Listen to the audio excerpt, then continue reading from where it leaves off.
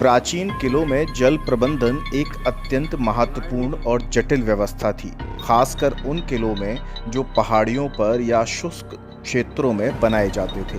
शासकों और अभियंताओं ने यह सुनिश्चित करने के लिए अविश्वसनीय इंजीनियरिंग कौशल का प्रदर्शन किया कि किले में रहने वाले लोगों और जानवरों के लिए पानी की पर्याप्त आपूर्ति हो, भले ही घेराबंदी की स्थिति में भी।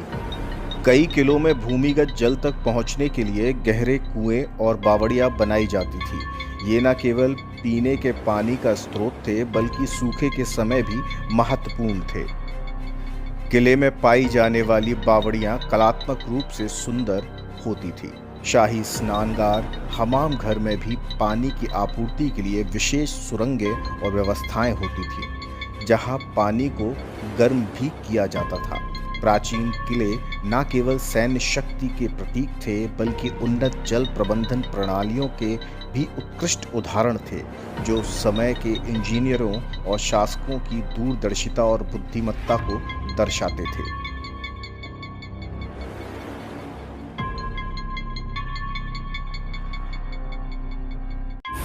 ये किला है और किले के ठीक दूसरी ओर एक कुआं है।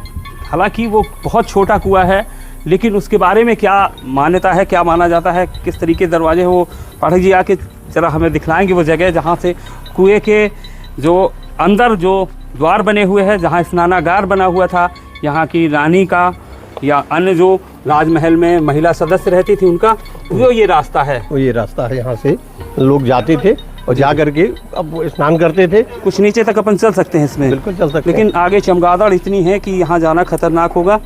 तो ये वो रास्ता है जिसे मैं आगे दिखलाने की कोशिश करूँगा। मैं कैमरा ले लेता हूँ और कुछ आगे तक मैं कोशिश करता हूँ उसमें जाने की, ये दिखलाने की कि ये रास्ता कैसे, लेकिन इसके आगे यहाँ जाना खतरनाक हो सकता है। भाई दो हम भीतर ले जाए। तो ये जो है महाराज हैं हमारे पाठक जी, जो खुद चूँकि इस यहाँ पे जा चुके हैं कई बार, तो उन्हें यहाँ के हालात और यहाँ के जो लोकेशन है उससे अच्छे से परिचित है।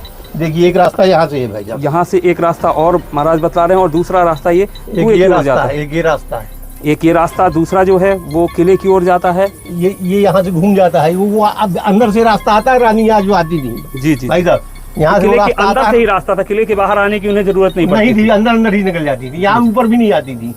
उनके नीचे आने का ही रास्ता है जो मेरे दाहिने हाथ की तरफ से चल रहा है। जी जी जी, यहाँ से रानी आ जाती थी। तो ये गहराई में है, किले के नीचे उतरकर लगभग हम जब 50 फीट से 70 फीट नीचे आते हैं, फिर ये कुआं मिलता है और कुएं के अंदर जाने के ये रास्ते हैं, और एक रास्ता सीधे किले के अंदर से आता है, वहाँ से आता है, जो इस कुएं के अंदर जाता है। यहाँ पर यानी कि जो राजमहल की रानी महारानी रहती थी, उनके सिर्फ नहाने की व्यवस्था यहाँ की गई थी, और अन्य लोगों के लिए तालाब में भी स्नानागार बने हुए, ऊपर भी महाराजों के लिए।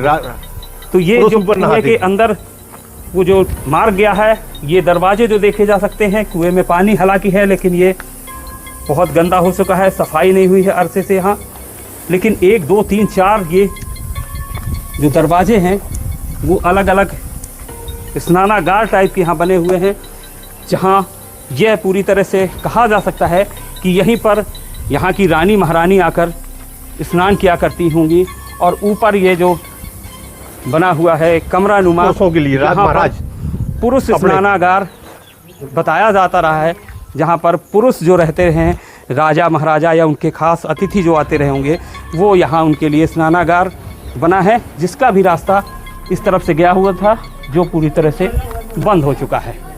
ऊपर किला और नीचे तालाब। ये तालाब के जिस हिस्से में है, इस तरफ का भी दृश्य देख लीजिए। एक विशाल दीवार है जिससे इस तालाब को बंधान भी कह सकते हैं, और उसके आगे देखें आप स्नानागार बना हुआ है। अगर जूम करके थोड़ा सा दिखा सके तो आप देख सकते हैं वो स्नानागार बना हुआ है। और जिस जगह पे हम मौजूद हैं, जो दृश्य हम दिखलाना चाहते हैं, एक कुआं की संरचना इधर भी हमें दिखाई दे रही है, और उस संरचना की विशेषता ये है कि वहाँ से और किले तक ये पूरा खुफिया रास्ता आज भी साफ तौर पे देखा जा सकता है, जो गोलाकार है, और जिस तरीके से ऊंचाई बढ़ी है यहाँ की, वैसे ही ये ऊपर बढ़ता गया है। ये देखिए यहाँ से एक खंड बढ़ा करीब 3 फीट ऊपर ऊंचा और ये इसके बाद फिर यहाँ से ऊंचाई बढ़ गई और ये जगह जगह ये झरोखे बने हुए हैं और ये पूरा वो रास्ता है। आप साफ तौर पे देख सकते हैं, यहाँ से नज़दीक से हम दिखलाएं कि पूरा रास्ता कुएं की ओर गया है और कुएं से किले की ओर गया है। दोनों तरफ का आप दृश्य साफ तौर पर देख सकते हैं।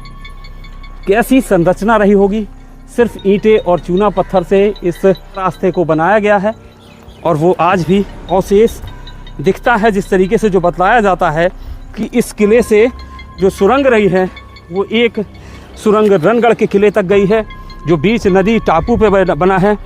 दूसरी सुरंग जो बतलाई जाती है वो बताया जाता है कि बारीगढ़ तक गई हुई है, जुझार नगर जिसे कहा जाता रहा है। और ये वो किले का पूरा दृश्य है। तो तमाम खुफिया रास्ताओं की जानकारी हमने आपको दिखलाई, उसके अवशेष भी दिखलाई।